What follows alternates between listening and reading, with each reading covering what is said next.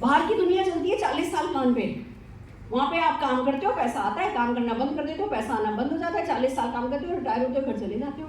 अगर बिजनेस में भी हो तो जब आपका शरीर शीतल हो जाता है, मन शीतल हो जाता है, दिमाग थोड़ा चलना कम होता है, बच्चों को पावर ऑफ अटॉर्नी देते हो और घर बैठ जाते हो। यही करते हो। हमारे बिजनेस में क्या होता है? हमारे बिजनेस में आप काम करते हो, जब तक आपका मन होता है काम करते हो। सच बात तो यही है, एक बार इस बिजनेस में मन लग जाता है, फिर किसी और चीज में मन नहीं लगता, फिर इसी में ही मन लगता है। Yes yes yes. करते हो आपको पता है वो थोड़ा करके ज्यादा पैसा आएगा, जिंदगी भर आएगा, पीढ़ी दर पीढ़ी आएगा, तो मन तो लग ही जाएगा। यस और नो? यस। यहाँ रॉयल्टी इनकम मिलती है।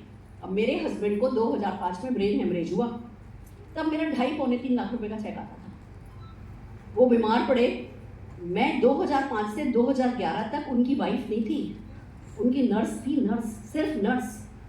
कोई मीटिंग नहीं करी मैंने मोदी केयर की, और वही तारीख जो डेट फिक्स थी उस डेट पे 2.5 लाख रुपए का चेक घर आ जाता था। वो 2.5-3 लाख रुपया 2016 में जब मेरे हस्बैंड की डेथ हुई दोस्तों, तब 70 लाख बन चुका था।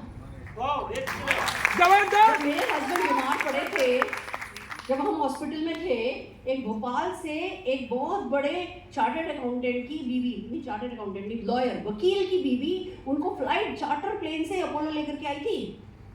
वो सबसे रईस, टॉप 10 रईस भोपाल के लोगों में से एक थे। उस लेडी का ठसका ही दिखने लायक था।